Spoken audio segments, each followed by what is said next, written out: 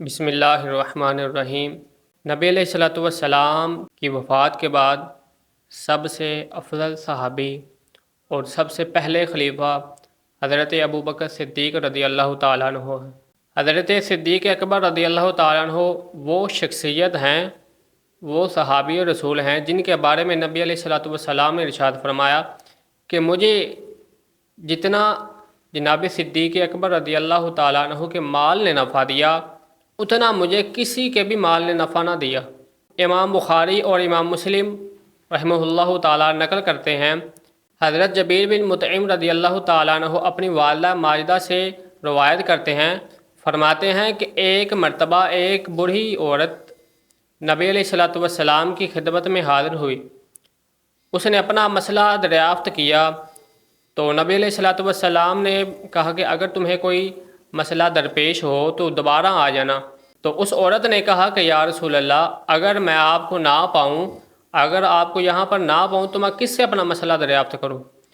یعنی اس عورت کا یہ اس بات کی طرف اشارہ تھا کہ اگر آپ کا وصال ہو جائے تو میں کس سے اپنا مسئلہ دریافت کروں؟ تو نبی علیہ الصلوۃ والسلام نے ارشاد فرمایا کہ اگر تم مجھے نہ پاؤ تو جناب صدیق اکبر رضی اللہ تعالیٰ عنہ سے اپنا مسئلہ دریافت کر لینا، اپنے مسئلے کا حل نکلوا لینا۔ حضرت انس رضی اللہ تعالیٰ عنہ روایت کرتے ہیں کہ مجھے قبیلہ بنو مختلف نے نبی علیہ الصلوۃ والسلام کی خدمت اقدس میں بھیجا کہ نبی علیہ الصلوۃ والسلام سے جا کر پوچھو کہ آپ کے بعد، آپ کی وفات کے بعد ہم اپنے صدقات کس کے حوالے کریں؟ تو حضرت انس رضی اللہ تعالیٰ عنہ نبی علیہ الصلوۃ والسلام کی خدمت اقدس میں حاضر ہوئے اور آپ صلی اللہ تعالیٰ علیہ وسلم سے اس مسئلہ کے بارے میں پوچھا۔ نبی علیہ الصلوۃ والسلام نے فرمایا کہ میری وفات کے بعد اگر کسی کو اپنے صدقات دینے ہیں، اگر کسی کے حوالے اپنے صدقات کرنے ہیں تو وہ جناب صدیق اکبر رضی اللہ تعالیٰ عنہ ہیں۔ حضرت عائشہ صدیقہ رضی اللہ تعالیٰ عنہ بیان کرتی ہیں، نبی علیہ الصلوۃ والسلام نے اپنی مرض وصال کے وقت مجھے یہ کہا کہ اپنے بابا حضرت ابوبکر صدیق اور اپنے بھائی کو بلا کر لاؤ، انہیں میں ایک تحریر لکھ کے دیتا ہوں۔ مجھے اندیشہ یہ ہے کہ میری وفات کے بعد کوئی حکومت کی تمنا نہ کرے کہ میں جناب صدیق اکبر رضی اللہ تعالیٰ عنہ سے زیادہ حقدار ہوں، اس حکومت کا میں زیادہ حقدار ہوں۔ نبی علیہ الصلوۃ والسلام نے ارشاد فرمایا اللہ تعالیٰ اور اہل ایمان والے سب حضرت ابوبکر صدیق رضی اللہ تعالیٰ عنہ کو خلیفہ بنانا پسند کریں گے۔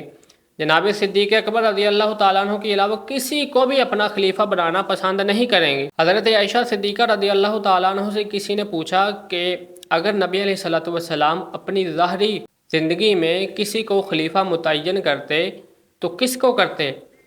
تو حضرت عائشہ صدیقہ رضی اللہ تعالیٰ عنہ نے ارشاد فرمایا کہ اگر نبی علیہ الصلوۃ والسلام اپنی ظاہری زندگی کے اندر کسی کو خلیفہ مقرر کرتے، کسی کو متعین کرتے تو وہ سب سے پہلے میرے بابا جان حضرت ابوبکر صدیق رضی اللہ تعالیٰ عنہ ہوتے۔ پھر حضرت عائشہ صدیقہ رضی اللہ تعالیٰ عنہ سے پوچھا گیا کہ حضرت ابوبکر صدیق رضی اللہ تعالیٰ عنہ کے بعد کس کو متعین کرتے؟